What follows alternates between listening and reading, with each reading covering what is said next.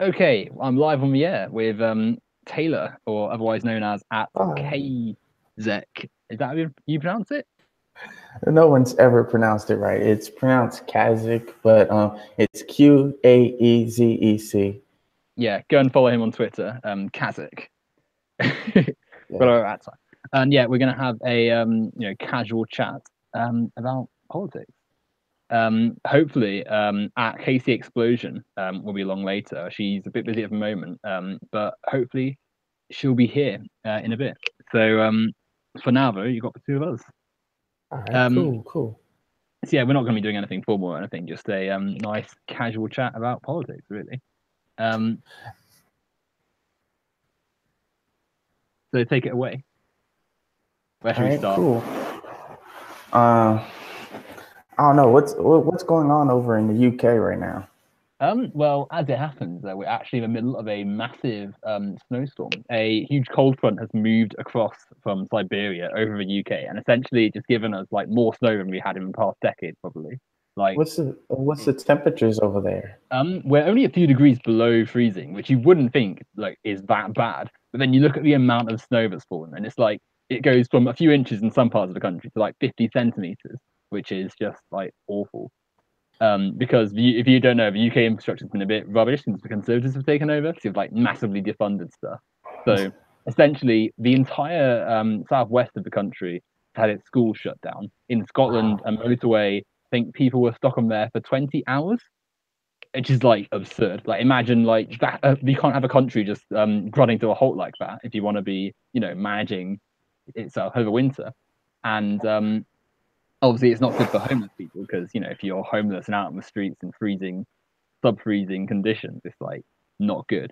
And I actually think that it's a real political message but you can sort of draw from this is like in a fair society like this, with the amount of resources and wealth we've got, there's no reason for people to be like losing power, losing their education time, being homeless on the streets in this weather. If we had, Yeah. pooled resources and shared societal, goods and stuff. Yeah. In Chicago, this is like a regular thing. Um, Actually, last winter, which was my first winter up here, it was actually a relatively mild winter. We didn't get much snow at all. Temperatures would temper. It was 60 degrees one day in February for the first time in 100 years. So last year was a very mild winter, but this one is pretty average from what my friends have told me, and I don't like this at all. No, I'm not a I'm, fan of a cold either. Like honestly, it's just like awful. Like having your fingers all numb up, your shoes are just like get covered in ice basically because the snow when it's thick it like goes like around your trousers and stuff, and you taking yeah, off your shoes as well. Like you get your hands wet, your sleeves are getting wet. Like it's just not nice. it's horrible. And it's like it'll be 30 degrees here, and then I'll look at my phone and find out it's 70 degrees back home in Virginia. And I'll be like, the hell?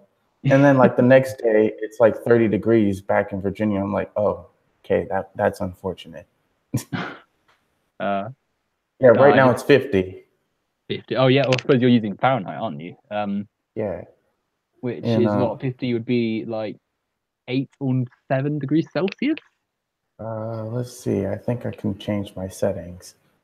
I don't know Well, how to it's do okay. I these. mean, probably like there's a translation, not translation, conversion thing um Yeah. on Google. Yeah, it's 38 degrees here in Chicago and it's 50 back home in Virginia. And now Oh, nice. I'm like, now I want to go back to Virginia. uh, I mean, it wouldn't be so bad, but for the fact that like we're not used to cold weather as such. Like we rarely get snow. We get maybe a bit of frost here and there and ice, but in the UK we don't get serious like Canada style snow. So essentially, the fact the whole country's come to a like grinding halt shows how poorly prepared we were. Really, like a week before, it's like, oh, there's going to be some snow in a week's time, and now it's like all schools across the southwest shut down, and it's just like, what does that say about the nation we live in, or I live in, I suppose. Well, don't feel too bad because in these southern states, Mississippi, Alabama, Georgia, those states, you get an inch of snow and the whole state shuts down, Gosh. or 2.5 centimeters of snow and the whole and the state shuts down. I mean, I think the fact that the state shuts down during snowy conditions is probably the least of the problems in the deep south. I mean, Say again? the fact you get a lot of snow in the deep south is probably the least of the deep south's problem, from what I'm hearing. Yeah. The South is I like the South. It's just it has its own problems. Like it's an some parts of it are really nice places to visit. Some places are just places to visit. Um, there are few places that are nice to live in if you have money. Like Northern Virginia, if you want to live there comfortably, you need a government job. Yeah, like my mom works for the federal government, so so actually my parents are moving to New York because of that, but which I'm sad about. But um, to get a good job in the Northern Virginia area, you have to get a government job, and there's a shit ton of government agencies just sitting around there. Yeah, like the CIA is based in. Hold on 1 second. Hello, what y'all doing? Are y'all coming in here for something? No, we're just grabbing food. Okay. Okay. All right. That me? Sorry, I'm in my floor's study room. So yeah. No worries. Well, I mean, just the fact that we have a society in which you got all these amazing buildings and architecture and resources, and there's so many people just unable to access that at all because of the way society is structured and the way wealth and resources are hoarded by the ruling class, the top tier of people, wealthy. It's pretty disgusting, and I think drawing back to the weather conditions we're going through at the moment, it's sort of like it's highlighted more than ever during these conditions. Like you'll have people unable to access food and water and heating. Meanwhile, in shops, there's just stuff going off because there's no one around to sell it. There's no one there to buy it. So it's just it's just allowed to rot. Meanwhile, there's people out like a few feet away from it on the street just starving and homeless and cold because it's not their private property. And the fact that we have this system of capitalism where you need to it's all transactional, everything's for a profit, everything's to get more capital. That we have that and that people are suffering for it is something that you can really see during times of these increased natural conditions. I don't know if you're aware of the YouTuber Mexi. Are you aware of her? I don't think so. Well, she's really good. I sort of really recommend her videos because they can really sort of highlight stuff. She recently did a 2-part series on natural disasters and how they're more humanitarian disasters like triggered by natural events. So she looked at Hurricane Katrina, and then she looked at Hurricane. Now that was a shit show. Yeah, well, exactly. And she looks at how there's no reason for people to be suffering in those conditions in the way they did. She looks at how capitalism had the sort of amplifier on the effects of that hurricane, in which people were just kept from eating food and put in worse conditions because of the system. And you're sort of seeing that in the UK at the moment, like a storm caused snowy conditions across the UK. Yeah, but it could have been one without casualties, without homeless people being suffering on the street, without entire regions losing power, if our country was managed for the welfare of the people instead of just for the profits of the wealthy, for private property. Reminds me of what's going on in Puerto Rico. The Hurricane Irma happened months ago, and there's still parts of the island that has no power. And And I think the federal government actually cut their federal aid to the island. So now they're struggling. Now they're even struggling a little bit more because now they have less aid to fix the shit that's gone wrong, gone awry there because of the storm that the hurricane that happened there. Mm. No, it's not good, is it? Like you said, it's like the whole system is sort of set up to run for money. So then when you have a federal program saying, yeah, let's take money out to punish you for not having enough money to pay off your debt, it's like, well, what do you think is going to happen? Like, And it's also a poor reflection on this country that there's a lot of American citizens who don't realize that Puerto Rico is part of the United States and that everyone who lives on that island is an American citizen. mm, And they have been since 1917. And so it's like the fact that people just like they don't care because it's not America. It's pretty shitty. it is, yeah. It's I mean, someone succinctly put it as the US treats Puerto Rico like like a colony, just a place where they can extract wealth and profit. Like corporations just put their factories there, don't have to pay any tax or not much tax, can pay their workers sub minimum wage, and then when things get rough, just leave and wreck the economy even more than it was. Like it's capitalism all over. Just make a commodity out of people, extract profit from them, and then jump ship. But I think there's also the element of racism, really, because of the sort of non-white population there, majority. Yeah, As a majority, it's like, oh, you're not traditional Americans, you're not white, essentially. So it's like they don't see them as American.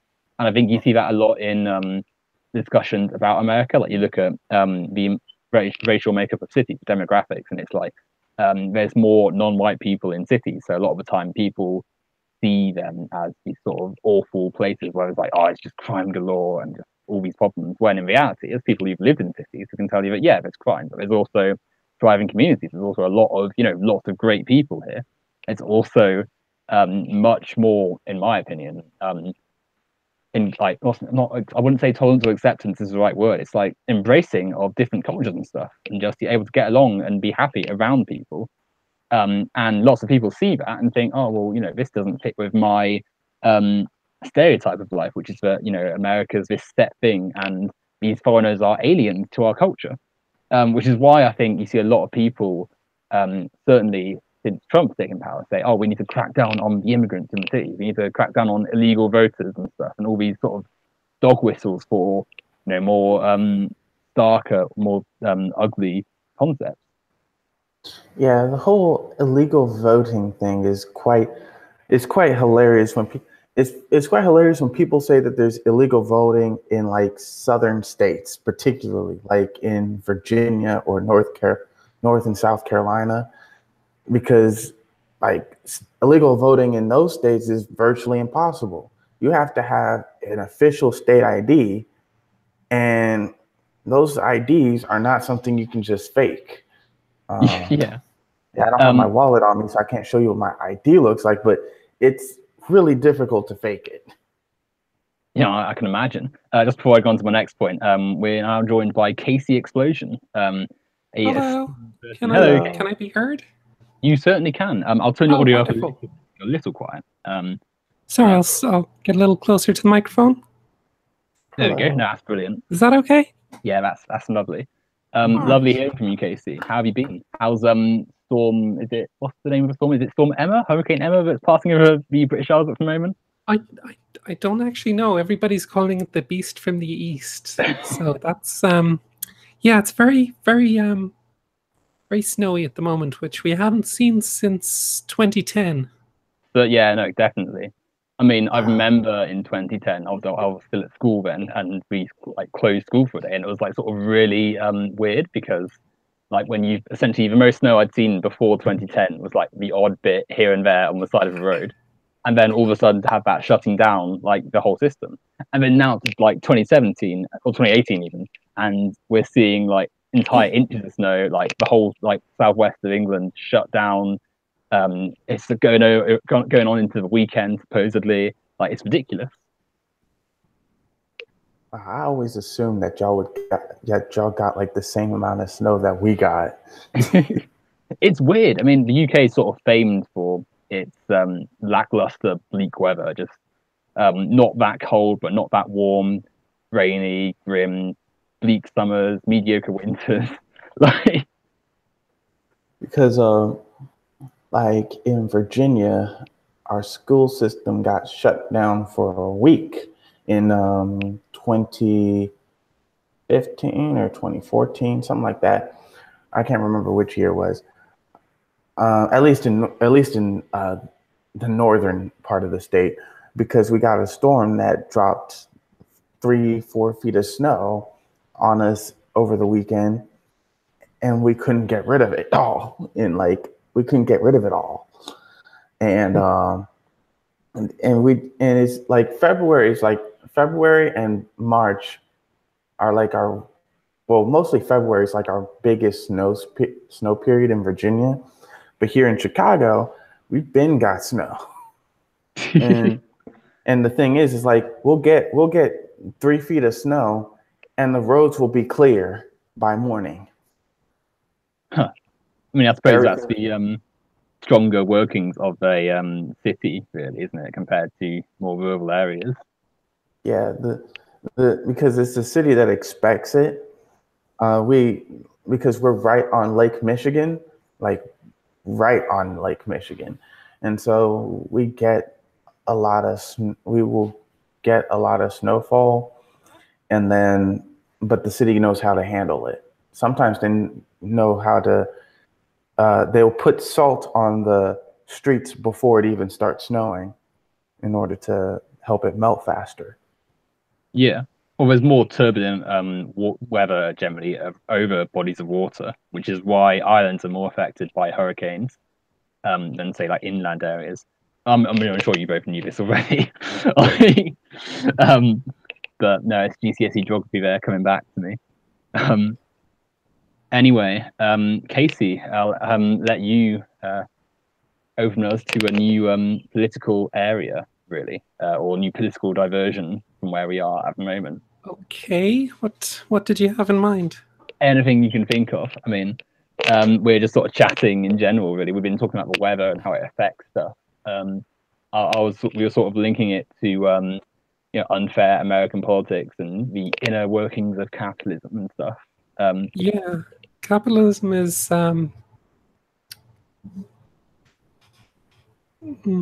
let's see.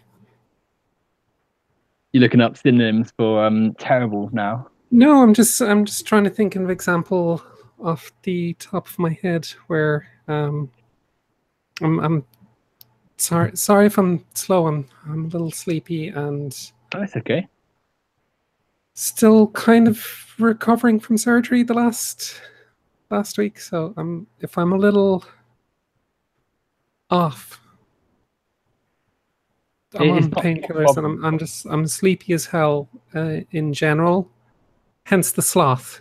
So that's what that's about. Well, it's not a problem at all. I mean, it's hardly as though we have like rigorous standards on my channel anyway. And you sound lovely and crisp and clear, so you've got nothing to worry about, Casey. I mean, the inner in terms of like the structuring of capitalism and stuff, we can look at just the whole failings of the system to deliver a fair working system for people. So I was talking about a second ago with Taylor, the unfairness that's posed upon the country during times like this, so during times of voluptuous weather, where people are unable to access food and water, and the services all shut down, and they essentially like have no alternative because it's more companies don't want to expend their own capital in order to help people out, like in order to stop people from suffering. Like there's no reason for, in a country of so much wealth and resource, anyone to be going hungry or unable to light their home, or freezing on the streets. But that's the way it is because capital matters more than people, profits matter more than people, and in this system, your first concern is always going to have to be yourself. So it's inevitable that people are going to end up really suffering in a country where there's no excuse for that to be happening. Yeah, I think as well as that, you have there's a kind of minor.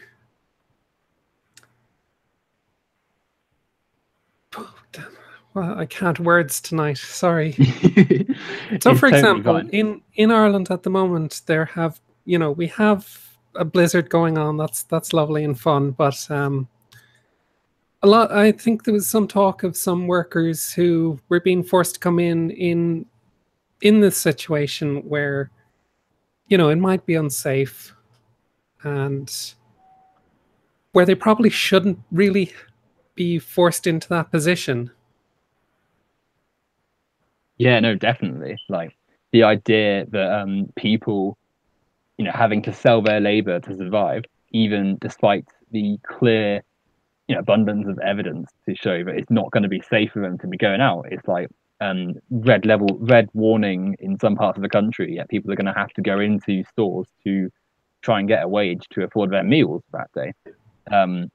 And I mean, Taylor and I mentioned it a second ago. Hurricane Katrina and just the dire situation that arose there, where people were having to go to work despite like water flooding New Orleans and their homes being potentially lost. But if they didn't go, they're going to have no money to buy food, and they're going to have no money get shit canned for it. Yeah, exactly. Like, and especially when you consider price gauging, which was also a thing during Katrina and the more recent Maria, where like corporations and private businesses were raising the price of essential commodities and items to make a profit. So actually, be making people suffer just to benefit your own pockets. Like, it's disgusting, but it's capitalism through and through. Yo, speaking of, the evils of capitalism, I found this headline from Business Insider that describes late stage capitalism really well. Amazon is on track to become a $1 trillion company in 18 months, and it could be Apple to the punch. Yeah, this is why I've been mostly boycotting Amazon for the last couple of years. I think it started when I noticed that it was the Sleeping Giants account on Twitter, and how they were calling for Amazon to pull ads from Breitbart News. So I was like, okay, I'm not going to buy from Amazon again if they don't quit it. And that kind of was where I entered into the awareness of exactly how bad the situations were with Amazon workers and the kind of, frankly, bullshit they were getting away with. So no, it's terrifying. I've bought maybe 2 or 3 things on there since, and that's because I really couldn't afford to go elsewhere for certain things. But for the most part, I've been personally boycotting them and going to alternatives wherever possible. Yeah, I mean, I think that raises 2 good points actually. I mean, firstly, just the what's it called? The horrors of Amazon, like you said, like the idea that their CEO can make billions whilst they're the workers who actually are responsible for producing Amazon's goods and distributing them and making the money that Jeff Bezos has are falling asleep while standing up, desperately like writing help messages in the packaging and stuff, dying on their shift, not living out of cars and stuff. It's like the wealth of the capitalists who dominate the system are is built upon the suffering of the workers, and the most successful capitalist exploits their worker the most, takes the most profit out of their worker, and hands as little back as they can. But secondly, I think, like you said, oh, there were some things that were just cheapest to go with Amazon. And that's the terrifying thing about capitalism. It allows for these predator entities to dominate the entire market. I think Amazon, it's like they own 25% of certain industries. They own, like, branching out into groceries and just normal retail and all these industries they're, branching out into. And it's, that's the whole idea of capitalism, to make more capital from what you have, to always be growing. And so it's like you're going to see a situation where not only is avoiding Amazon impossible, but it's also detrimental to your own existence, because they can afford to price out all their competitors and thus control the entire scene with food and with electrics and stuff. And it's like, well, you can oppose their policies, but because we're human beings and we need food and we need electricity and stuff, we're going to end up needing their services to survive, and thus having to accept the fact that they mistreat their workers massively and they are deeply unethical with their business practices. Like, that's the problem with capitalism. It's like when people say, oh, well, if you don't just like it, go somewhere else. Or if you don't just like it, buy something else. It's like, well, that's just not the reality, is it? Because you're not going to outwit a multi-billion corporation by going to one of the competitors doing the same thing, or one of these other businesses owned by the same father company. It's ridiculous, the situation we face. You know what this reminds me of? It reminds so in at least where I'm from, in history class, we do learn about monopolies and how certain presidents have made it, had to bust a lot of monopolies back in the early 20th century. Amazon reminds me of Standard Oil. Have y'all heard of John D. Rockefeller? Yep. Yeah.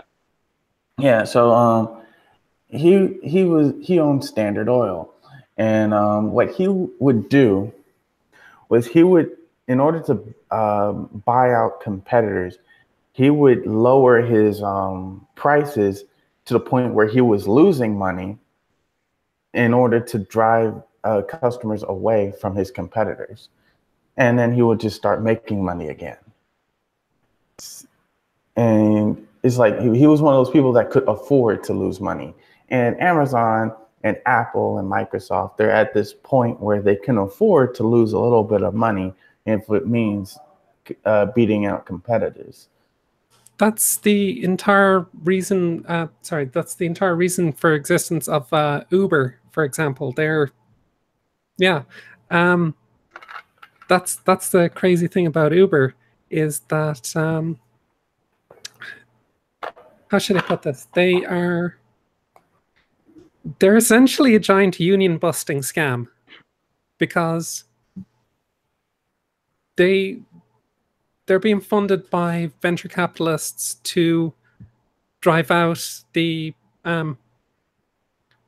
private transportation in public transportation infrastructure. Yeah. So somebody is a taxi driver, has a job. Somebody who has is doing an Uber, they're a contractor. They don't have a Right. what's the word I'm looking for? They don't have the same employee rights. Yeah. And it's shocking what they have to go through to meet their ends. They've got no holiday time. They've got no right to any of the basic rights workers have, because they're what's it called, like private contractors or something, or it's like individual. Yeah, sorry. You were, I can't find the word either, to be honest. But yeah, we you know what I'm talking about. Like you mentioned it a second ago. Just the sheer banality of the system that's allowing these predator entities to profit off workers by just taking away their rights and giving them a new fancy title, and then saying, well, you could get another job, but you'll have no money going in whilst you do. You've got to accept these conditions, otherwise you'll starve. And that's sort of the nature of capitalism at large, really. Like, drawing us back to what you said, Taylor, about Rockefeller and now today Amazon and Microsoft and just these like massive entities able to lose money with the knowledge that they'll destroy a competitor and then be able to gain exactly money. how Uber is working. They know Yeah. they are actually losing money, but they know that they'll drive everything else out of the market. So now, hey, Uber's the only way to get around. It's like tearing up the trolley industries in infrastructure in the US. A lot of motor companies bought out the private trolley companies. So now everybody, they're forced to drive a car. The same thing actually happened in Ireland. Kind of early 1900s, Ireland had one of the most advanced rail systems in the world at the time. And this actually got slowly ripped up. By the 60s, most of it was gone. And, you know, it's like it's sold off. Yeah. Just ripped up. So now everybody in Ireland, you really do have to have a car to get around some places. It's unless you live in a major city in Ireland, it's impossible to get around. You need to have a car. Yeah. No, it's exactly the same in the UK. Like, it's disgusting. I mean, I think it raises a good you know, contradiction in the idea that capitalism drives up innovation and efficiency, when in reality it's about predator capitalists trying to maximize their profits by, you know, ruining the system and then saying, yeah, so you will have to use our system or our mode of transportation to get by. In the UK, we've had privatization of railways, privatization of bus and intercity transportation, and subsequently train lines are now, you know, you can't, if you're working class, you're and not got a massive income, you're not using trains because it's like stupidly priced. If you want to use the buses, I mean, it's not only is it a massive inconvenience and they don't even run half the time, and the times are like ridiculous. But you know, it's also costing you loads. Chances are you're not going to be able to afford a car because of the prices of petrol. And so, like you said, you're either trapped in the urban areas because, you know, you have to, you're not going to live away from the city and away from your job if you can't get there. Or you're having to walk to like a local job or not have a job at all. And it's like you have to see the state of the system and the way the country is running, and clearly the lack of productivity and efficiency it's having, to start sort of realizing that no, there's something deeply wrong with our system, with our mode of capitalism and stuff.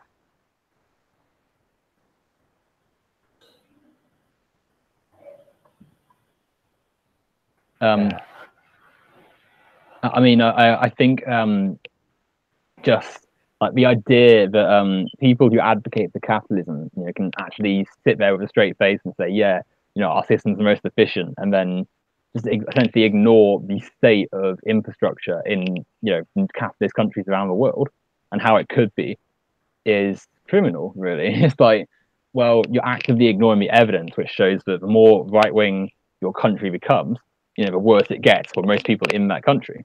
Like in the UK, where we've got privatized railways, and Sean of Sean and Jen's channel did a great video on this. I don't know how long ago, but also a month ago. But like they did a great video about how it just, you know, it's become unusable and inaccessible for many people in the country, as well as slow and easy to become congested, and just farcical, really. And you have to ask, why did it happen?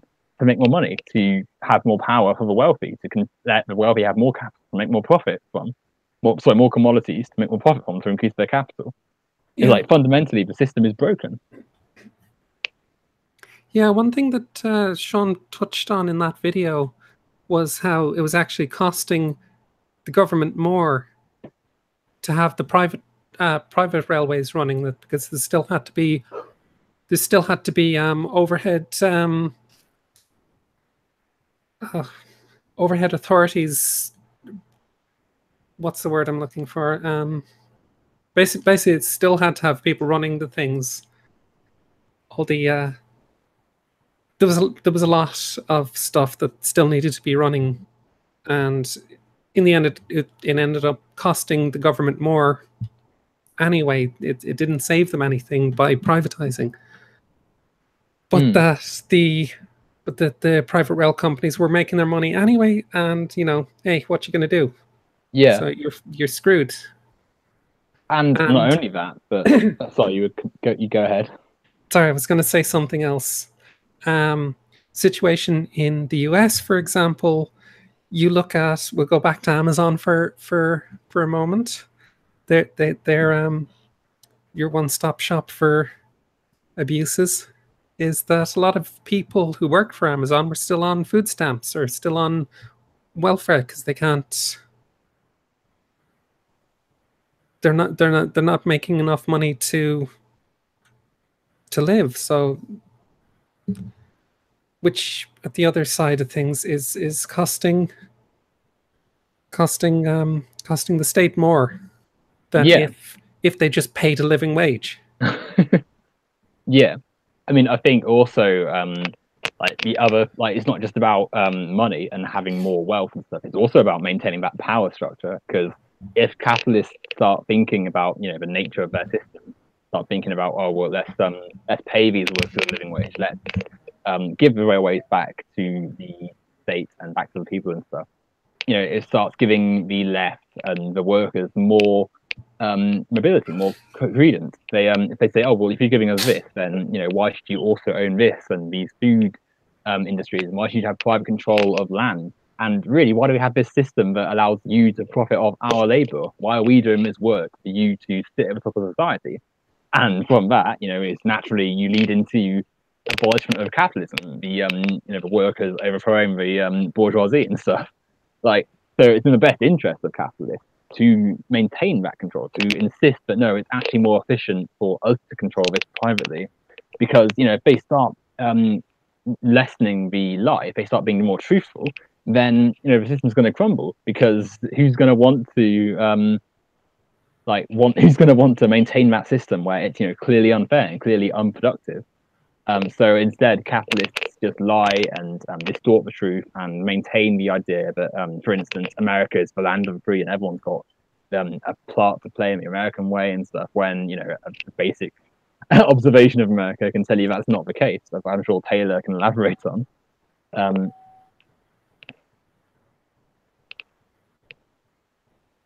Lexonymous in the chat says they're considering joining. So if they have Twitter, I'll add them. You two, I'm going to mute myself for a second whilst I try and sort this out. If you two continue the topic, I'll do that. Back in a second. Okay. Economics has never really been my strongest subject, so I'm not really able to comment too much on it. That's okay. Yeah, I'm more of a person who likes to look at history and social issues, which is why I'm very, very much I'm very, very watchful of this alt-right movement growing in the United States. Oh, it's over here too. Don't worry. That's not unique to the US. Oh, we've got the alt-right in Ireland as well.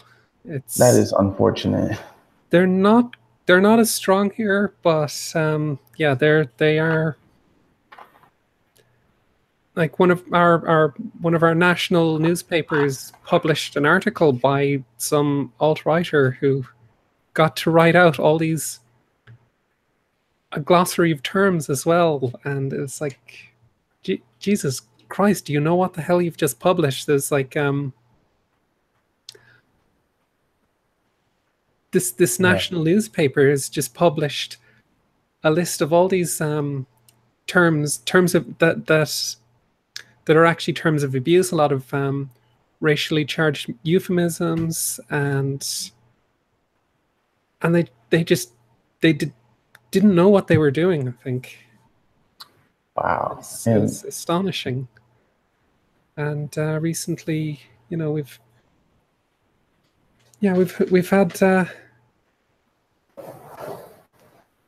few different activities from the alt-right here in Ireland, and yeah, they're not new. We've had Nigel Farage from the UKIPs over for a visit recently, and oh my god, Awful, man. Awful, man.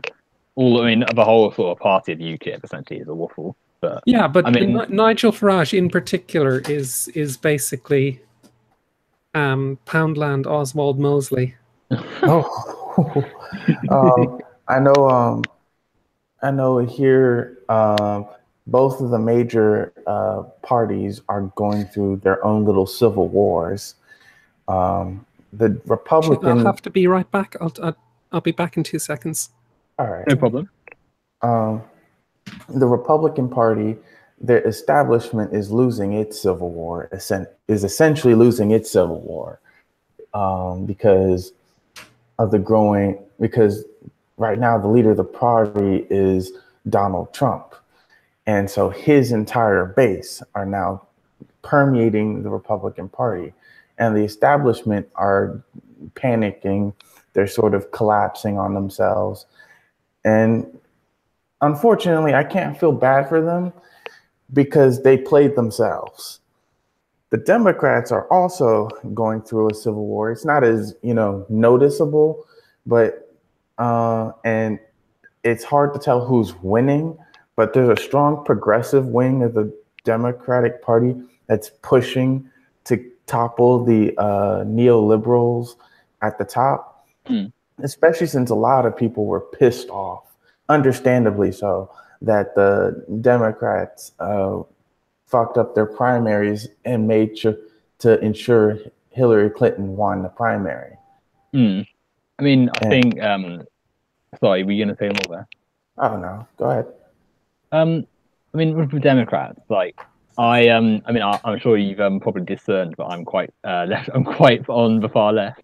Just before I continue, we're joined by Lexonimus, who was in the chat for this live stream, but is here with us now. So hello, Lexonimus. Hello. Hello. Are you there?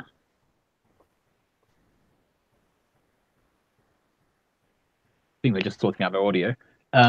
Anyhow, I'm sure they'll join us in a second. What I was saying was that. Hello? Can you hear me? Yeah, Yes. just about. Hello. I'm just going to turn What's your up? audio slightly. Try speaking again now. Hello. Yeah, brilliant. Now I can hear you a bit better. How are you? Fine. Excellent to hear. So I mean, I should probably hand the floor to you, really, as you've just joined. Take it away.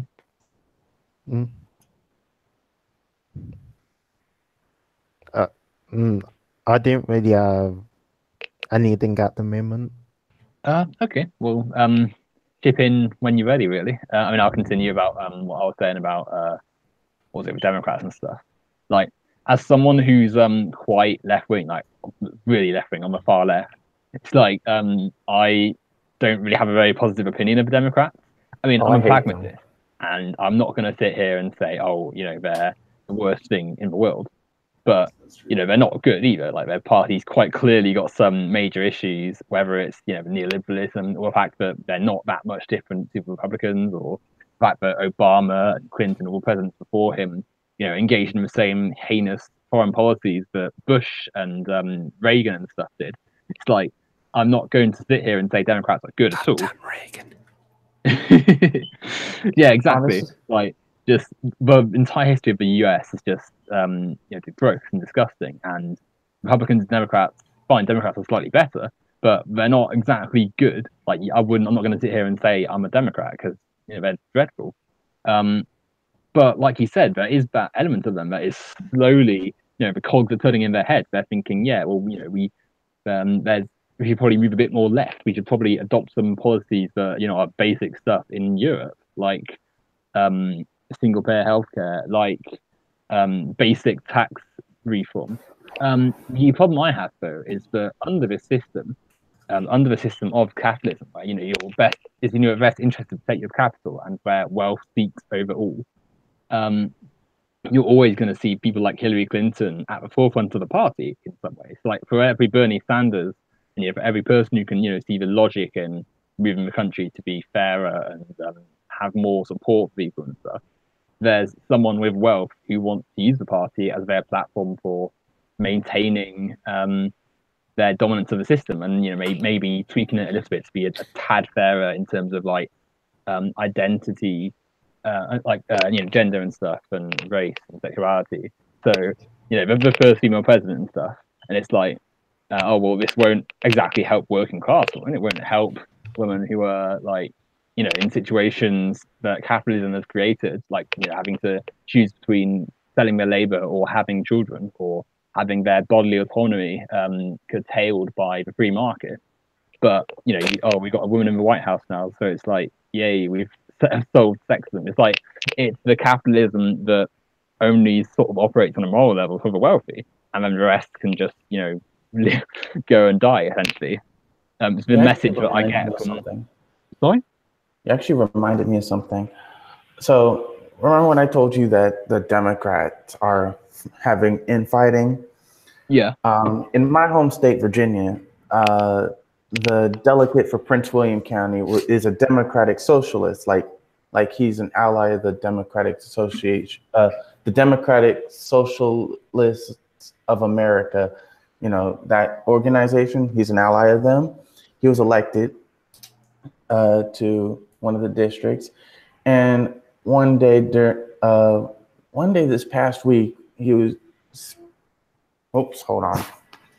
One day he was speaking during at the House of Delegates, and one of his Democratic colleagues picked up the tablet and displayed an image of the hammer and sickle from behind him, just as if mocking his colleague. I was like, wow, that is some low down dirty shit right there.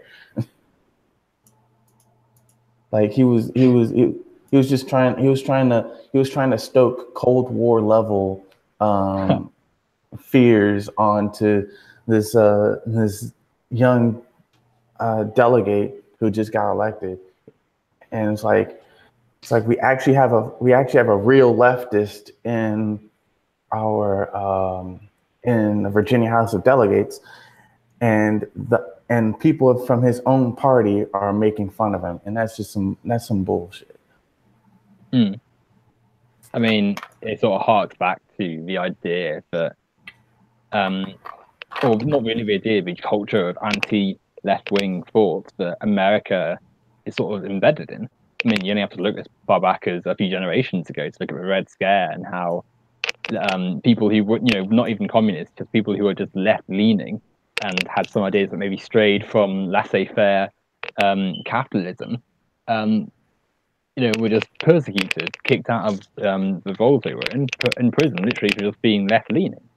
The McCarthyism of the day has embedded itself into American culture, where if you dare mention the idea that maybe some elements of society should operate for the benefit of society rather than just for profit, like you get, oh yeah, well you're a Soviet, you want communism, and these whole warped narratives about how communism is going to steal your home and make you work 24 hours on a mine.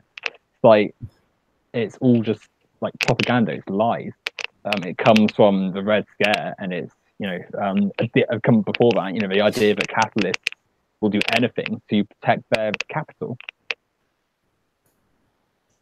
And I think the most embarrassing thing about the story is to find out that the delegate I think the most embarrassing thing for me in terms of this story is that the delegate making fun of the Democratic Socialist, is from my county. So I'm just like, is you for real? Because because I'm from Fairfax County, Virginia. It's in my opinion more left leaning than Prince William County, and yet our delegate is making fun of the left. The actual leftist. It just makes no sense. Yeah. Like, I mean, we can sort of see similar with the Labour Party in the UK. Like, supposedly we're, the left-wing party, and certainly with Corbyn in charge now, we've adopted some policies that are much more left-wing than the predecessor. But we've definitely got a neoliberal problem in the party. I mean, the previous administration that was Labour was neoliberal. Gordon Brown, Tony Blair, like they're both staunch. Yeah, no, exactly. Tony Blair, indeed, like just a war criminal and the war criminal stooge, basically. So we've got this massive body of people who are supposedly left wing, pushing for outright, adopted conservative policies, like the privatization of the NHS, like the what's it called, tax breaks for corporations and stuff. Like the continued privatization of national industries. And it's gross to see these people supposedly on the left-leaning party standing for these issues. And it just goes to show just how poor the choices are for left-wing options under capitalism, because the system dilutes itself to have a level where you've got two parties who both seek to maintain the power of the state and of the wealthy, essentially. Which I suppose is why you can't really see, genuine socialist or communist or anarchist, well, definitely not anarchist, but far left ideas appear in politics, which is sort of why we get so ecstatic when we see someone like Jeremy Corbyn bringing about much more left-wing politics, what we've been used to. Why in Bernie Sanders, who's not really that left wing, or if at all, he's from what I understand is that he's as left wing as he says he is, but he's presenting a platform that can get him elected.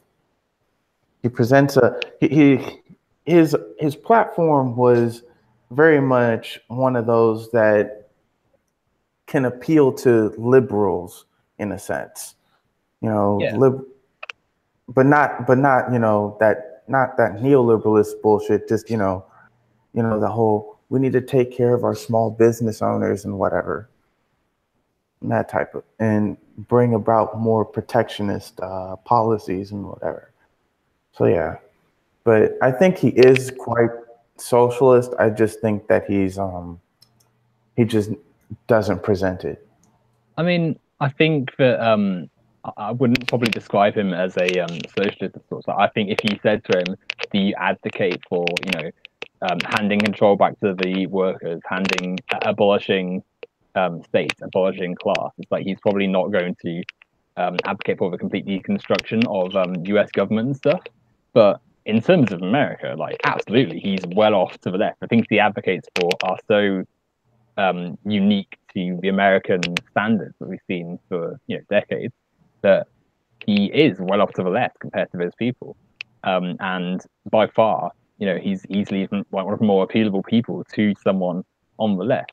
However, I think it's important to make the distinction that he's not a socialist, because he's not advocating for the things that a socialist would. He's just advocating for things that maybe someone in our country, I guess a social democrat maybe, but no, certainly he's as a breath of fresh air, and I think it shows that there is that attitude and need for change from many people, and certainly with the the fact Trump's in power now, we can hopefully gather that energy, gather that anti-establishment, anti-right-wing sentiment, and use it to further our own goals and stuff. Yeah, right now it looks like Democrats are actually doing pretty well in response to, Trump's failures. Like they're being elected more. Republicans are. Every time a Republican gets endorsed by Trump, it's basically a kiss of death because they end up losing. But I am concerned that right wing politics in America is going to get worse before it gets better. Like, for example, um, for example, uh, in Michigan, there's going to be Richard Spencer is going to make an appearance there. He's gonna. I think it's in Detroit. He's gonna do some, his spiel about white ethnostates and whatever. And there's repeated calls to get for the university to cancel that speaking event, but so far they haven't done that. And if I'm correct, Matthew Heimbach, who's another neo-Nazi piece of trash, actually did speak at was it the University of Tennessee? One of the I think it was that one. And anti-fascists did make their presence known because to fight against him. But like I find it deeply concerning that a lot of liberals are okay with people like Heimbach and Spencer making, their speaking engagements and whatever across the country, holding events, and also the fact that YouTube is saturated with right-wing positions. Like, for me, it's harder to find videos fighting against the alt-right than it is for me to find videos that are pro alt-right. Like, it's incredibly easy. You just type in alt-right and there's a whole lot of stuff talking about how nice it is and the truth about it. And and I think what's worse is the fact that not only is there alt-right content in mass even, but there's also people who I'm just a skeptic, I'm a right-wing skeptic, but then they're using the same talking points from the far right, and they're using like far right sources and far right content, and they're in some actively talking to the far right in friendly terms, like the floor of Andy Warski streams we're seeing, and other people streaming with Nazis and stuff. But like you said, sorry, was someone going to say something? He's gonna have a stream with David Duke. Oh my god, David, that's like something that's out of the parody. That's like the sort of thing you'd say a few years ago, like, oh, you're talking to David Duke, and they'd laugh you off and say, oh no, I'm not. And now it's actually happening. Like what the KKK now need to have live discussions and broadcast across YouTube. Like we don't need to bring back a fourth Klan. Let's let them stay at their pathetic 5,000 members. Yeah. Let's not make 1924 happen again. Like these liberals, going back to the idea that you need to constantly give these people platforms. It's like they either think that you can just debate them away, which it worked great the first time with Hitler, didn't it? It's like people just invited them along to have a laugh at him, and then it didn't really work out because it turned out Hitler was a bit smarter than the liberals took him for, and eventually he got into power. But secondly, a lot of liberals and a lot of people in general, they value commodities and attention, and thus the potential to make more profits over ethics and morals and stuff. So you see the event, and we all see the event quite rightfully as clearly pandering to the far right, clearly allowing the far right to have an amplifier for their disgusting worldview. But they see it as, the public eye is going to be turned to us. We're going to have more attention. We're going to have more social capital. And, that's capitalism in a nutshell. It's, acting for the benefit of yourself over all else. So, yeah, people are going to be angry, but people are also going to be giving them attention. So they'll be benefiting from the increased attention, which obviously in the long run, no, but that's what capitalism does, I think. Lex, have you what do you want to say anything? Um, Oh, I think one of the things that's problematic about the skeptics TM is that usually they like more empathize with uh, what the alt white does. yeah, Like, so if the alt white gets angry, they won't do stuff that they do to. They won't do stuff like call them SJWs, like they would do with feminists or leftists. yeah, I So I so I think used that's to an empathy gap that they have. I yeah, used to definitely. be on the right. I used to be, one of these anti SJW people for a very long time. And one of the biggest things that I was afraid of being called was an SJW. I did not want to be called that. But like it's like, to be honest, one of the worst things you can be, other than being an anti SJW, but one of the worst things you can be within being an anti SJW is being a minority one, being a black or any person of color, because they're really abusive people. They like to manipulate you into thinking that they like you, but really they just need their token Negro. Gosh, They need their token trans person, token homosexual person, uh, to justify, to say that they're not bigoted. We just yeah, we like I knew a guy who self-identified as a fascist and had admiration for people like Oswald Mosley and Benito Mussolini. And he said that I can be he said that his best friend was black. Now whether I believe, he said that his best friend was black, but just because they're friends doesn't mean we have to share a nation with each other. I'm just like, how does that even make sense? Like, bitch, you don't want me in the same country and you, but you claim to be my friend. Okay. I see. I well, it's see. exactly that. Like the idea that oh yeah, we've just found this black person or trans person or Who hates this woman themselves. to speak for us, and that somehow alleviates us of our clearly bigoted views. Um, and I mean, I suppose you have a really interesting perspective on this because if you were directly in those circles as a quote unquote anti SJW, it must have been interesting seeing their attitudes. And I can imagine the sort of terminology and slurs they were using, which can't have been particularly pleasant. They were actually really careful not to use. They really had a filter when they were around me. Um, I'm not sure what they said when I was not around, but um, I do know that when we started to fall out, I started to see some of the more bigoted things that they were saying.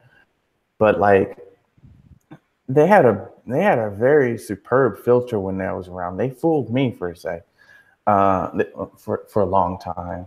Um, One thing you'll find is that a lot of them genuinely believe that Black Lives Matter hates white people, and they also genuinely believe that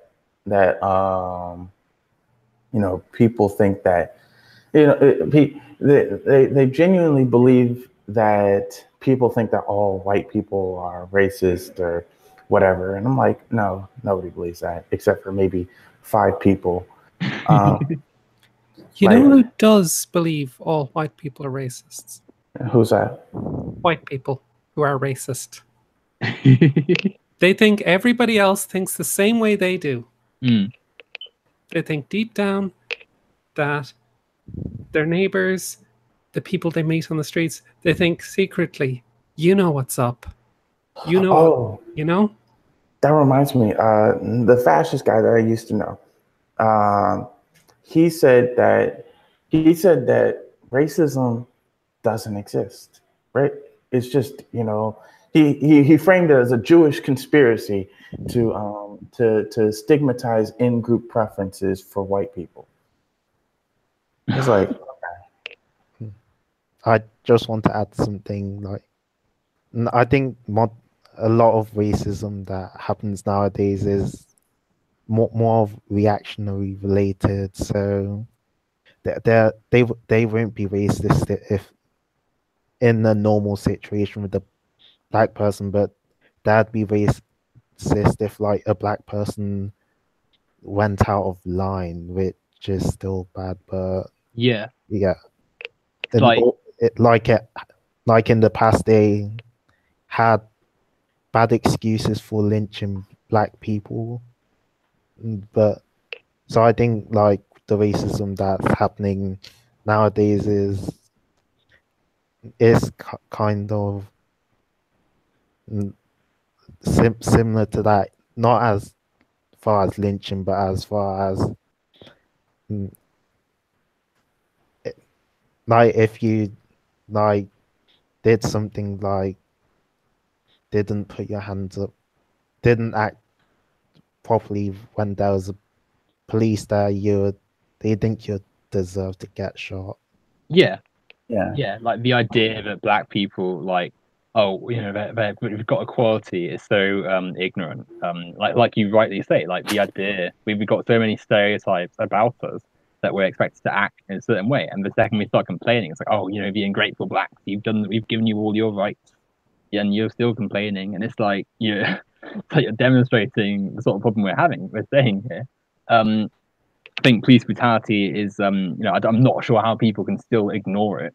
Well, I am sure. I mean, people like to imagine the world as a nice place, and if they start having to think about the fact that black people are being targeted by a racist police force, then it sort of makes them start questioning the system at large. I was going to say something. It's just lost my mind. You're going to say something as well, Taylor. I think you're about to start speaking as well. yeah.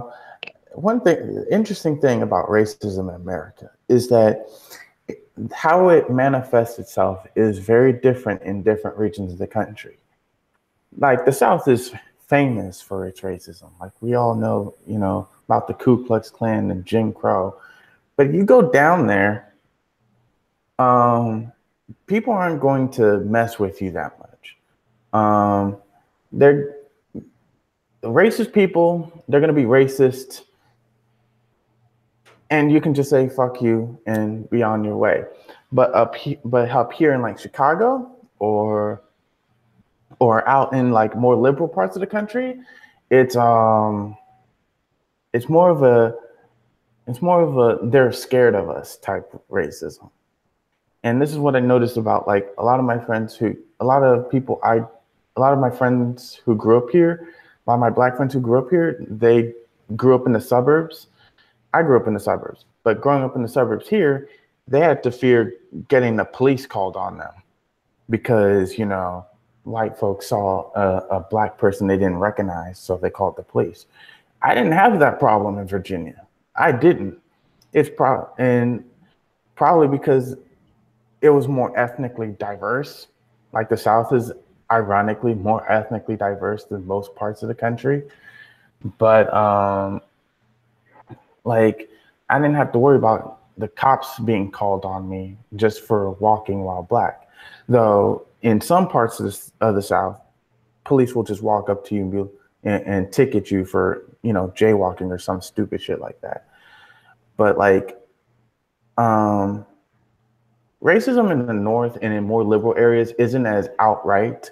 It isn't as semi-avoidable as it is in the South. In the South, you can avoid it for the most part because you can see it and you can just walk the other way. Here, you sort of you just happen upon it. And like, let's look at Chicago, for example. Chicago is one of the most segregated cities in the country.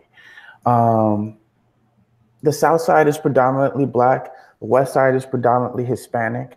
The North Side is predominantly white.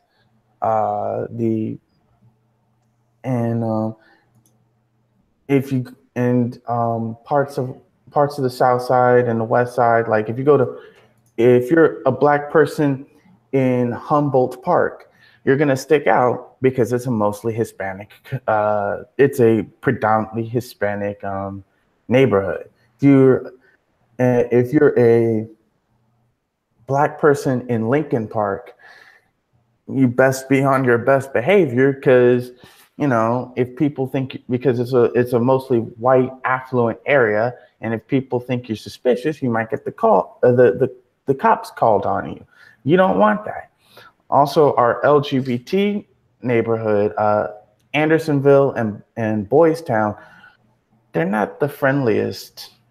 They've had issues with how they treated the people of color there. From what I understand, it's not as bad as it once was, but then again, I'm not old enough to go into bars yet, so I don't know. But I hear that a lot of neighborhoods across the United States also have really big racism issues because they feel they're not very welcoming to people of color. They're not like it's weird. It's like in the South, uh, in the South, a lot of the LGBT really like people of color, and are really nice to us. And I can't say that black folks are always nice to them, but they're really nice to us. Up in the more liberal parts of the country, they're I feel alone. I feel alone there.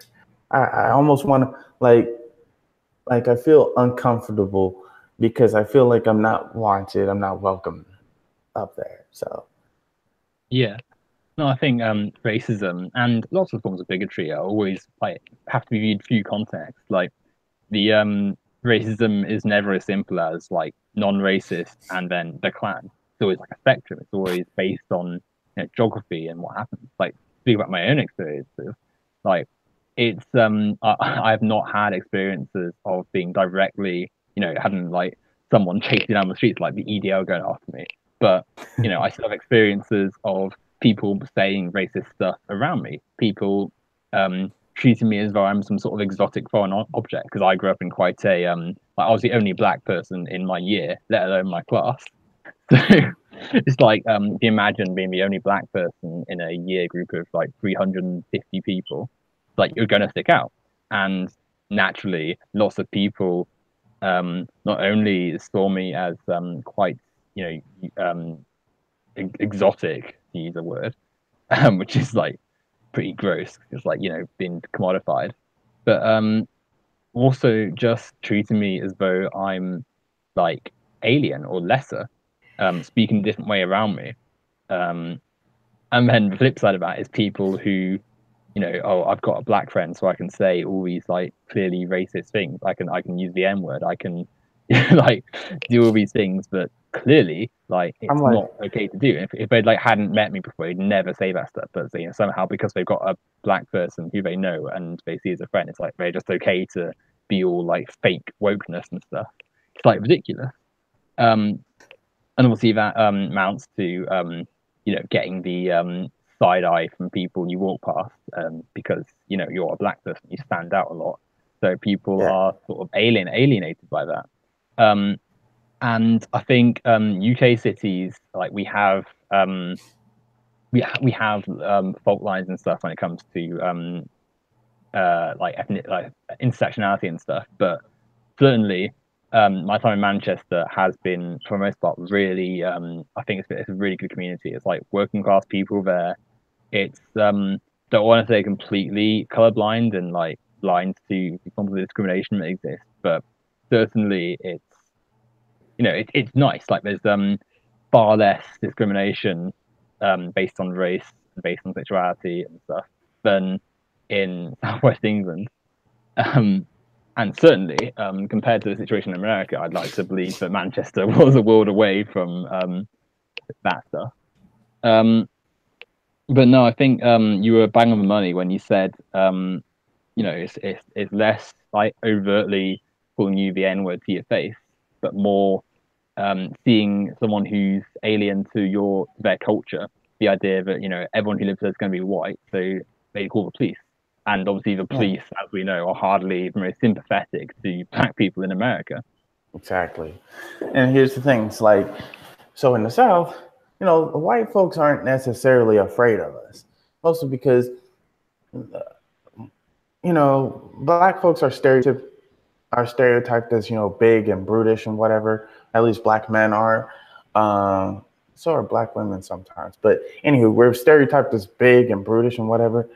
White people in the South, they're big people too. They are very well built people. And so they're not, they know they can, so they're not afraid of us because they feel like they can take us in a fight too.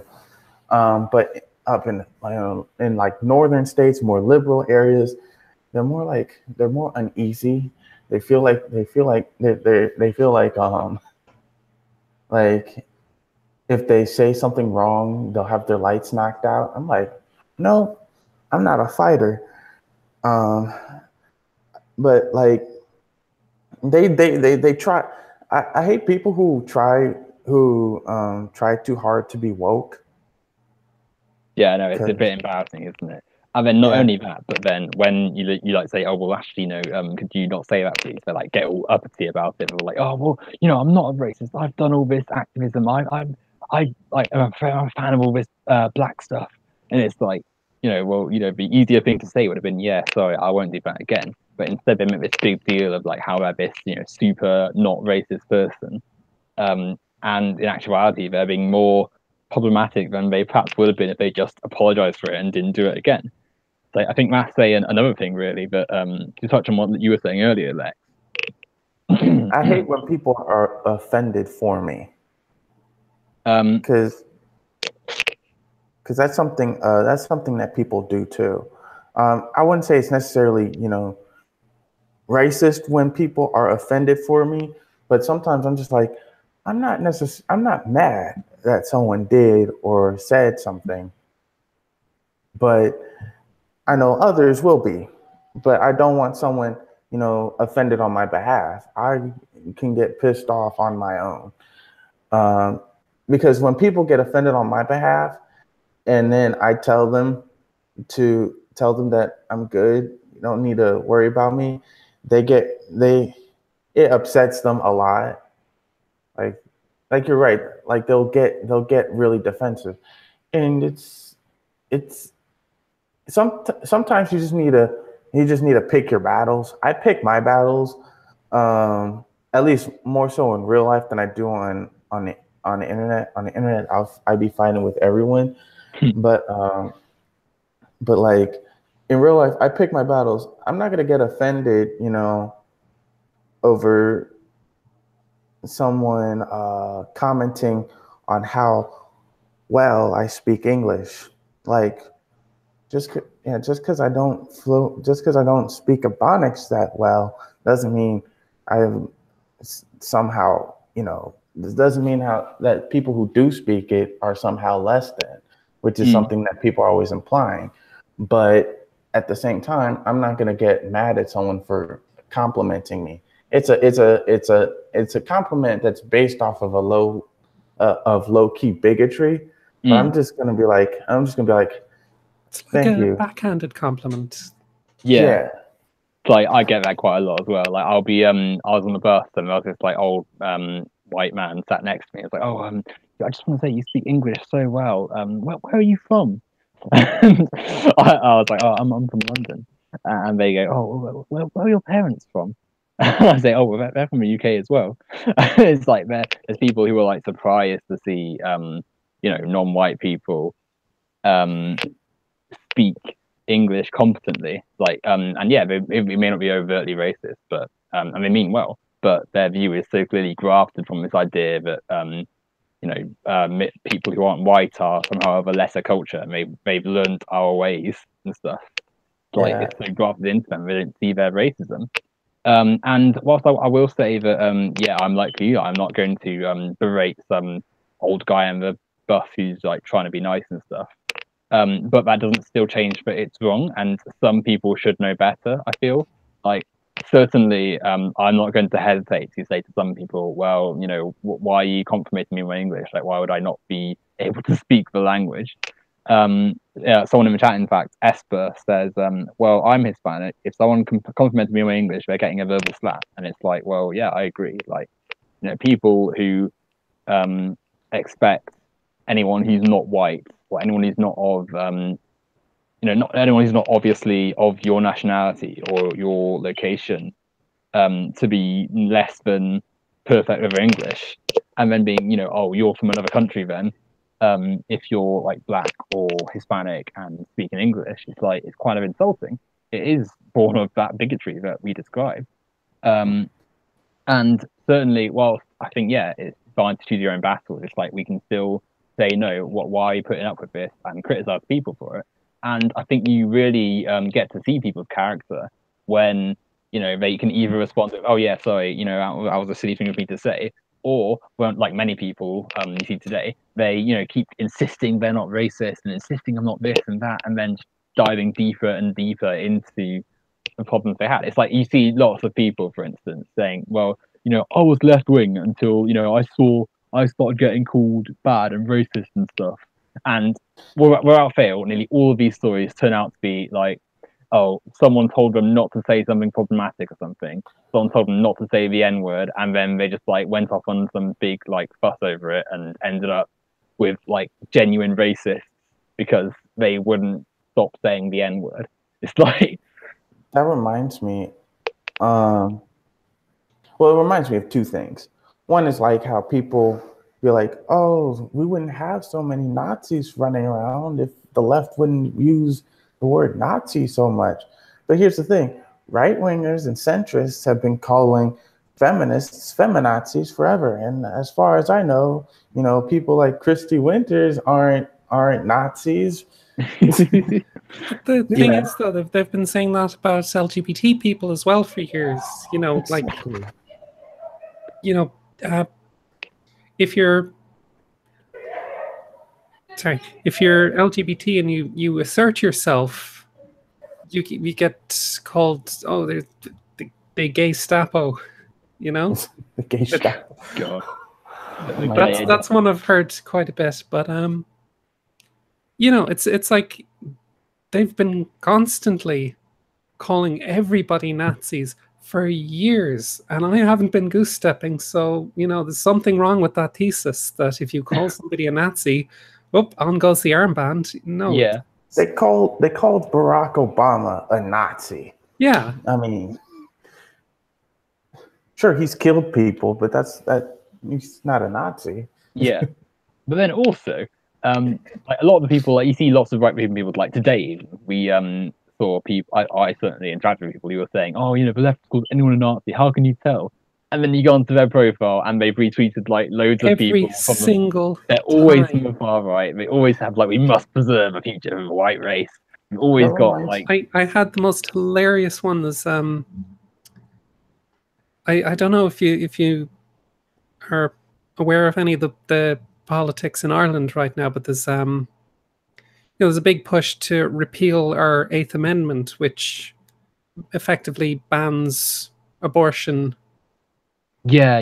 Entirely, and the anti-abortion organizations in Ireland have extreme links with neo-Nazis, and you know, it's a matter of public record that the anti-abortion campaigners, they do have links with Nazis. And I tweeted this, and somebody said to me like, oh, this is delusional, this is you're talking rubbish.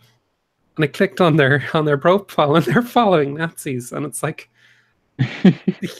every single time. This reminds me of this meme I want to show you. I'm going to show y'all something. You know how to screen share? You can put it on your screen, and I can... Yep. I think I'm doing it. Y'all can see my screen? There we go. Yeah. This. Yeah. It's like my new favorite meme right now. There's like loads like it. It's honestly like just it's always like you just see these people insisting that, oh, you know, the left just calls anyone they don't like a Nazi. And then it turns out they've got some questionable opinions themselves. And like what you were saying, Casey, like, oh, who could have guessed that, you know, people who don't like the bodily autonomy of people to get an abortion also happen to have some far right views. It's like, well, like you're not fooling anyone. And then you get, you know, these dimwits and like it's actually absolute scum on, you know, skeptic quote unquote YouTube, where they're like, oh, the left's got real problems with who they're calling, you know, they're calling everyone Nazis and they're a real problem. And then you look at the comment section and like the, you know, the top comments are from people who are genuinely on the far right. Like the whole right-wing skeptic community has been so easily co-opted by skeptics using Absolutely. really basic tactics. You take a look at some of the just some of the usernames, and there's, you know, Hitler 2020 1488 or something like that. You know, it's like, Yeah. And you know something? So I do find it hilarious when far leftists and far right wingers actually do agree on something. You know, I'm not about to be all, you know, horseshoe theory on y'all, but like it's kind of funny when every time I post my when myself and a couple other far leftists post their opinions on like guns in America, I get a whole lot of right wingers liking and retweeting my shit. I'm just like, well, that's awkward. Well, that's the thing, really. I mean, I think obviously, whilst the far left and the far right are completely different, there are like both groups identify problems with society. Unlike liberals and conservatives, it's like we want society to change. It's how we want it to change and the means of which we want it to change, which differ greatly. So, like, we're people are like, oh, Antifa are the same as fascists because they both use violence, and it's like, well, yeah, that's like saying, you know, cats and whales are the same because they're both mammals. Like, actually, no, are whales mammals? yeah. Okay, Yeah. phew, I haven't made a massive blunder. Yeah, but yeah, it's like saying that's the same because of like one characteristic, or like cats and ants are the same because they can both feel things. Like, um, like the far left want violence to overthrow oppressive systems and to fight fascists. Fascists want violence to kill marginalized people. It's like it's a little bit different when you know apply a second of thought to it. Yeah, like when I post my like I posted like I made a joke last night about my opinions on. I noticed that a lot of, you know, alt-righters are, for whatever reason, strongly anti-Israel. So I made a joke about this last night. I was like, me, fuck Israel, and then says Invictus Groiper 1488 retweets your tweet. I was like, okay. That's brilliant. And Yeah, no, it's never nice when like you make something and then like right wing people start liking it. Like I'm lucky that I'll be back in a second. oh no way. something else. It's like when I tweet stuff, like because I generally tweet from quite a far left, like clearly far left perspective. So, like I generally am quite lucky to avoid having like unpleasant people liking my stuff. But I see like loads of what's it called? Like loads of far left accounts, like they'll have a go at J.K. Rowling or Barack Obama, and then they'll get retweeted by like Paul Joseph Watson or something because it turns out they don't like liberals much either, and it's like I feel sorry for them having to have all those like scummy fans just suddenly see their account and stuff. But no, just the fact that you know, there's people in society you literally don't have a clue about, you know, like what Nazis are.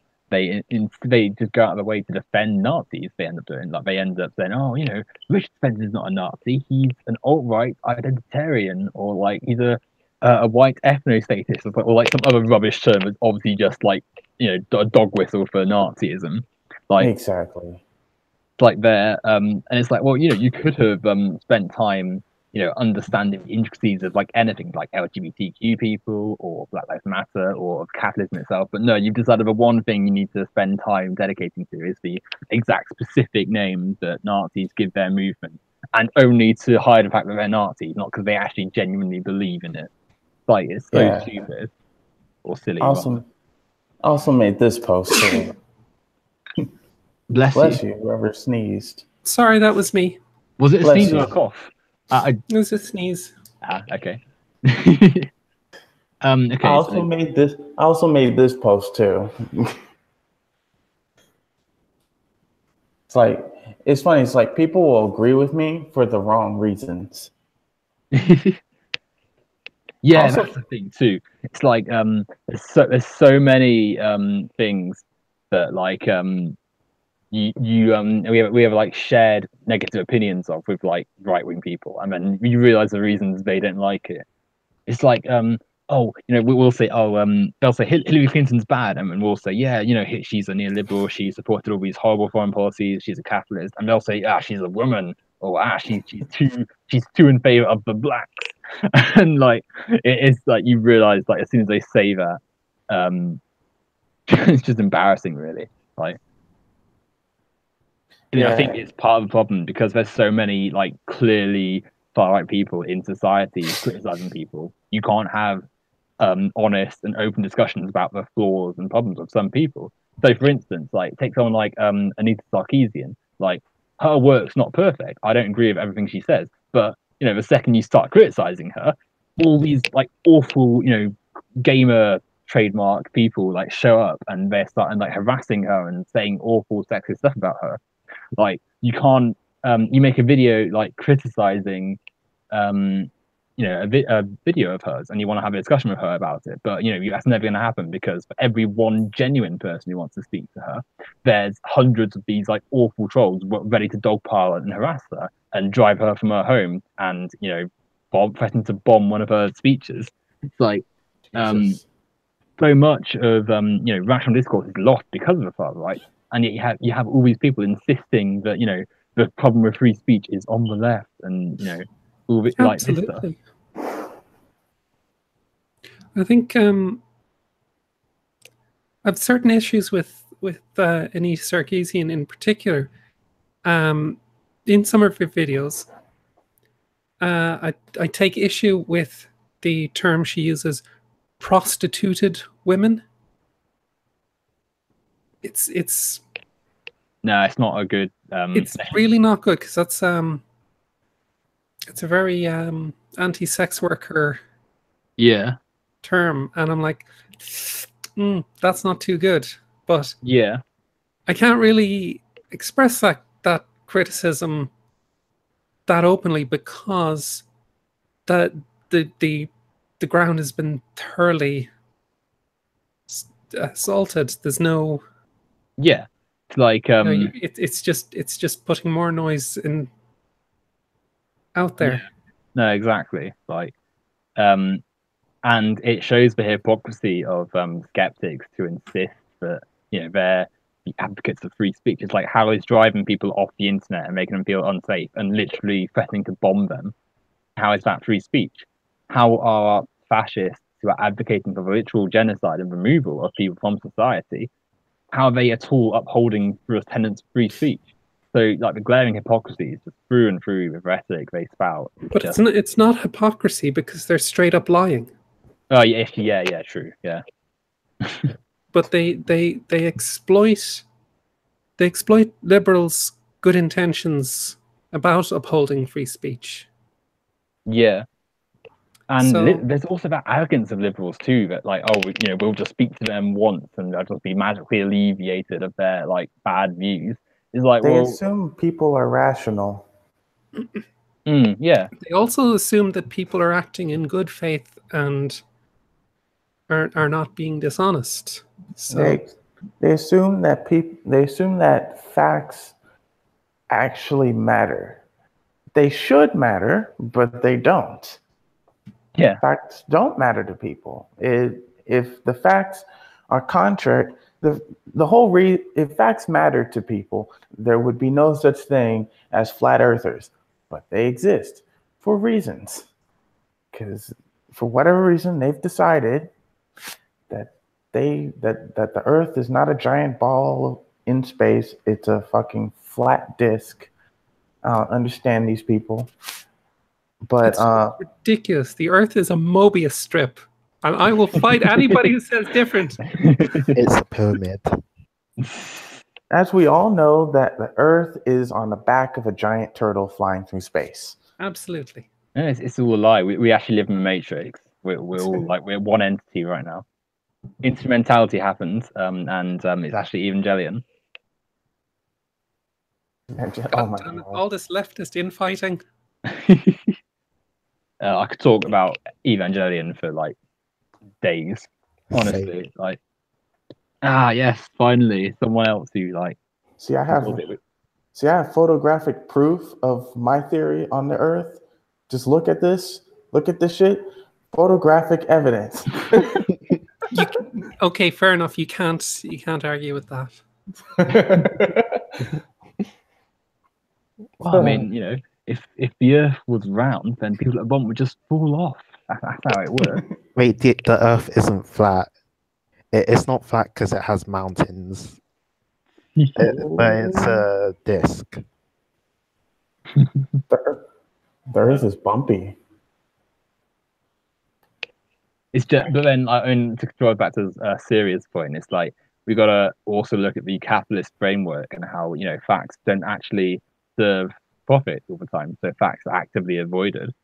So, for instance, you look at the education system in America and in this country as well, where actively false stuff is taught. You look at secularity and how it's really not upheld in some states. Like you look at sex education in some states, and it's just abysmal. There's literally like you can't teach anything to do with. Mississippi prevents you from teaching you how to put a condom. Sorry? Mississippi law prevents schools from teaching how to put on a fucking condom. Yeah, exactly. It's embarrassing. Like, because you got all these people saying, oh, you know, we got to obtain our values. You can't be sexing up the kids. And it's like, well, no, that's not really what. It's like the second you mention sex education, you start like, you get all these accusations of, oh, you're a paedophile. And but to be fair to Mississippi, they didn't ratify the 13th Amendment till 1996. So I don't expect much from them. Oh gosh. For those who don't know, the 13th Amendment is the amendment that freed the slaves. Well, I mean, freed the slaves, except in the penal labor. So if you go to prison, you can still, you're still able to be exploited like that. Yeah. Which is another glaring point about capitalism, the reliance on slave labor and forced labor. I mean, never mind the conditions of capitalism are naturally forced. You know, you're naturally, if you don't sell your labor to the capitalists, you'll die. You won't have food or land or a house, and thus you'll starve. So you're forced into letting the boss exploit you and extract labor. Extract profit from you at risk of death. But prison labor is even worse because the state actively puts you in a confined area, forces you to work, gives you like a few pennies or essentially an hour or like, a pound a day or something, and then makes money off you. And obviously, like, to escape the prison system, to afford your bail or your hearing or calling people outside of a prison or reading, that's going to cost you money as well. So you actively can't get out of the system that trapped you in the first place, most likely for being poor or for being black or for being essentially trapped in poverty. You gotta love mandatory minimums. Exactly. Where you go to jail for like 50 years just for having a few ounces of weed. Yeah, but then a white millionaire can sell it, as part of their new startup, and they can actively make money off something thousands of black people were in prison for and still are in prison for, making the state money, making corporations money. The whole system's just disgusting. How does this screen share work? There's a green button on the left side of your screen, okay. And it has an arrow on it, and that says screen share. There we go. Okay. And I can pin you to the chat. Can you see this? Is this working? Yep, I can. Oh, cool. Lovely artwork. See, now There we're we go. competing.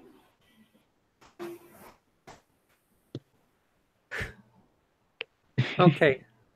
I just wanted this is new to me, and I just wanted to play around. Sorry. Oh no, not a problem. Did y'all see this? I did. Love it. Oh gosh. Yeah. I mean, in my opinion, I tend to think that like the far left, it might be controversial me saying this, but I feel as though anarchism is sort of quite heavily linked to socialism and communism anyway. Like we're overthrowing the state, we're overthrowing the capitalist system. So there is that sense of removing the hierarchies of the world to establish freedom for the individual over any sort of hierarchical system. So I know in that way, it's quite similar to communism and socialism, in that sense. Yeah. I'm waiting for the right wingers to get mad over this right here. The Trump trying to act saying that he supports police taking people's guns. It's not like what the right's been fighting against for a while. It's what they say they've been fighting against. What they say they've been fighting against, what they're actually fighting against, are two very different things. And I think that people have to get over the idea of disagreeing with the right on their own terms. You know, you have to see what they're actually about, and then disagree with that. Yeah, and it's like was said earlier, like you can't expect them to be honest, rational actors. They've got an agenda they're actively pushing, regardless of what they say. It's like when you can't take them at face value, which is what many disingenuously try and insist they should. It's like, oh well, you're not listening to what I'm saying. I'm not a Nazi because I've said I'm not a Nazi. And then you look at their views, and they're clearly advocating for the elimination of LGBTQ people, or a curtailing of bodily autonomy, or kicking immigrants out of the country. And you've got this entire. I think not only is there like the active far right existing in society, but then there's also people who are so blind to it that they genuinely believe that a threat is coming from the left, that the left are these people trying to ruin society, that there's not literally fascists in government trying to actively curtail the rights of certain groups in society. Like, it's easy, it's a Google search away to type in LGBTQ rights in America, being like, or Trump LGBTQ, and you see just what he's doing, removing worker discrimination protections, letting abortion, what's it called? Abortion centers, I've lost some words, stopping gay couples from adopting kids, basically. Banning trans people from the military, like all these things that have already happened, and we're a year and a bit into his term. Yeah. That also seems to be this trend which kind of limits the free speech of minorities like LGBT and black people by disallowing them to us or them to be angry. Yeah, no, exactly. And then you look at all these like right-wing quote unquote skeptics, like who were they were banging the drum about free speech for years, and then when it comes to the legitimate, like actual, these people are literally having their voice silenced and being targeted by the far right in the government, they've got no response because they're either too focused on nonsense, or actively pushing a far right agenda, or they just they recognize that if they start talking about actual issues, their audience will desert them. Because you look at people like Thunderfoot, who they're not great at school by any means, but they actually sort of recognized there were some problems with what was going on in the skeptic community, and then all of a sudden loads of his fans turned against him, and now his videos get far fewer views, and he's just stuck to making exclusively science content.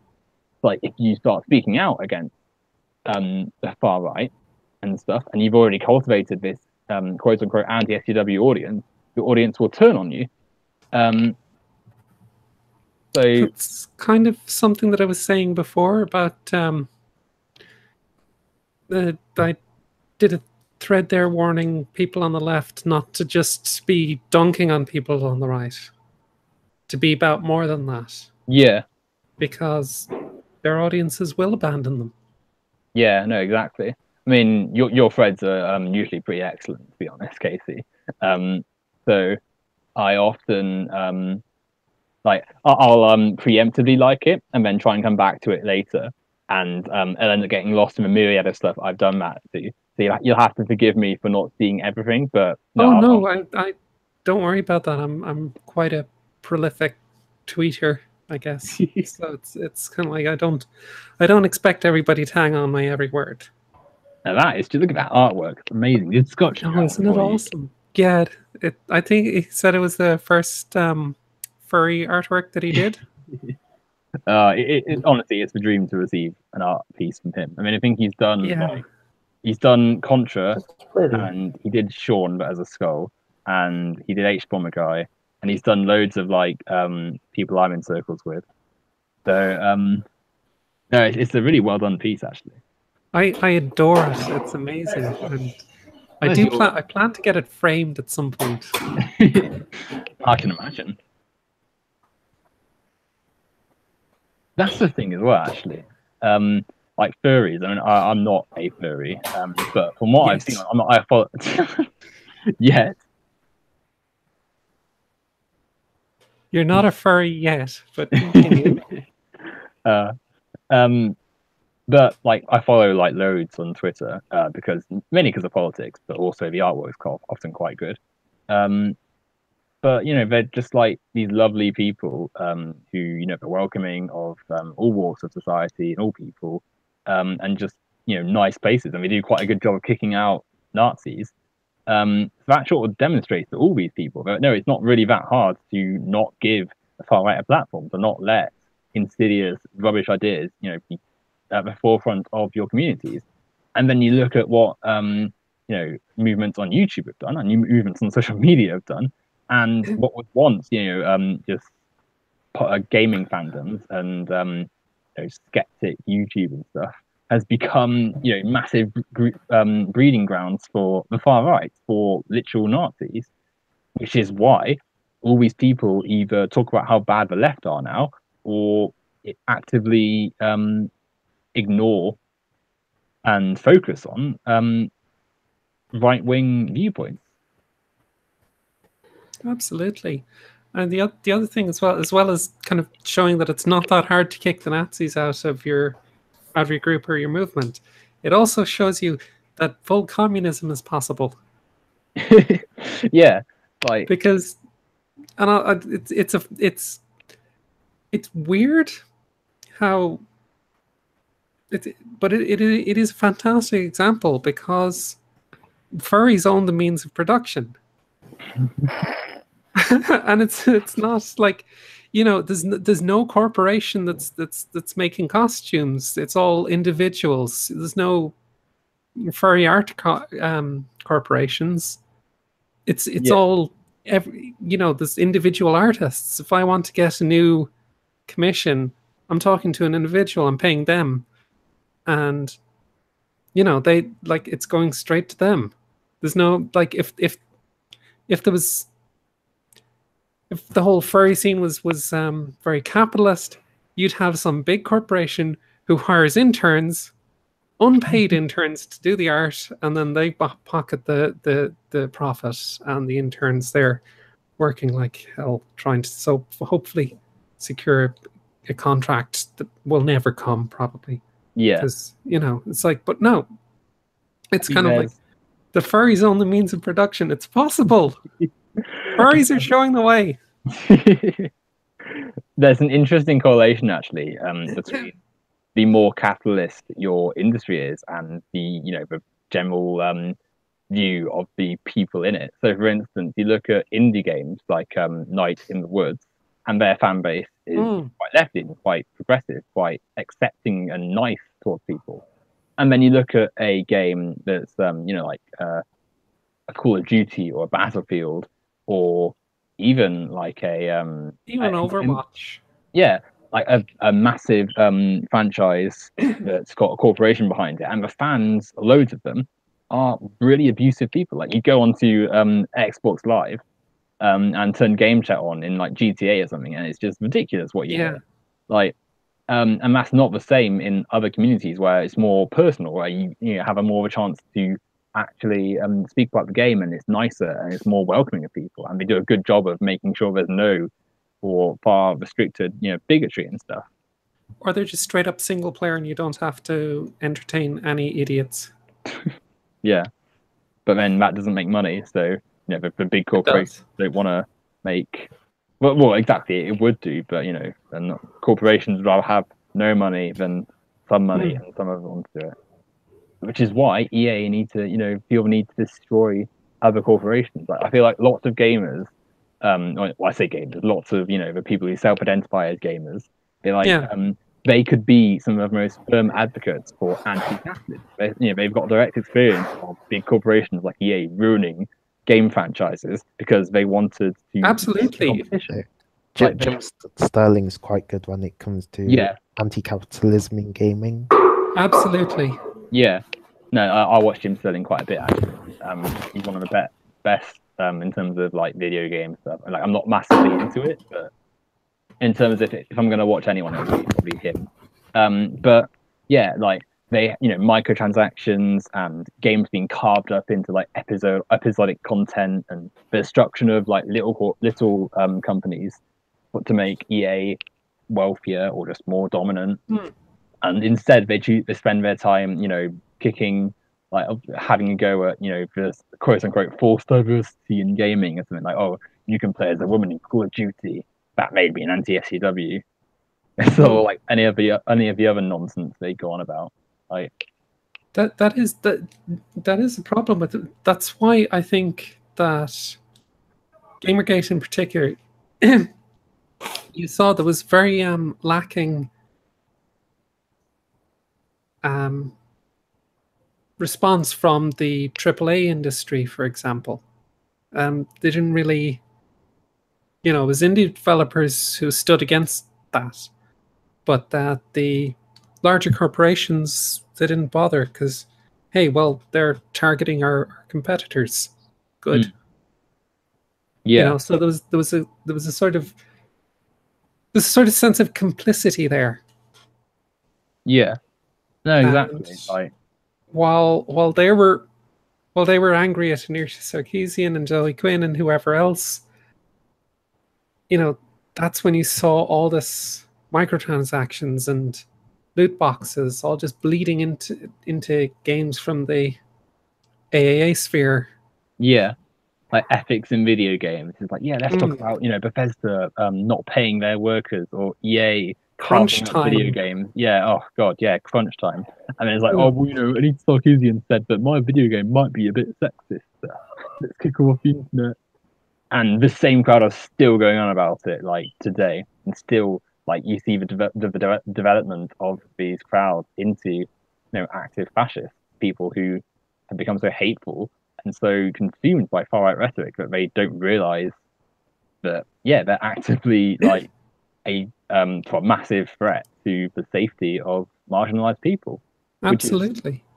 And I'm sorry to curtail the conversation somewhat, because I'd love to talk for hours and hours, but it's 2 in the morning, coming up to 2 in the morning in the UK, and I'm getting a little bit tired. It is 2 a.m. over there? Yep. Wow. I'm not tomorrow. Where are you at the moment, Lex, by the way? Like East Midlands area. Oh, okay. So, I mean, I'm sure you're also having the terrible weather at the moment here in the UK.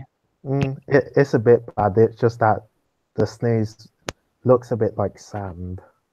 Yeah, no, it's definitely, especially with the wind as well. Like,